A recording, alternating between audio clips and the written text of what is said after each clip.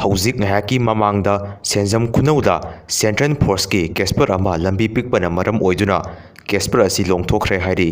TNNA gi camp Myanmar military na air strike tawraga thuaikhre camp loisinkhre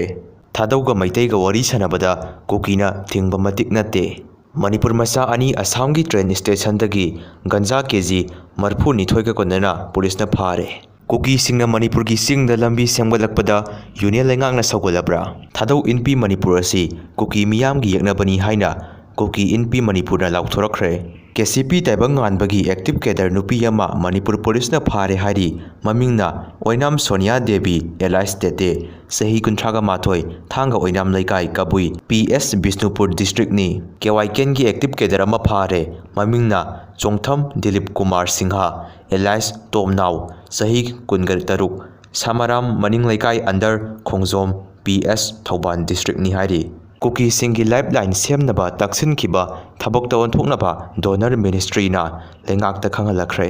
German natraga Tiger Road ki demand donor na chief secretary da khangalakre semdaba yade hairakpa nate state ki darkar oirabadi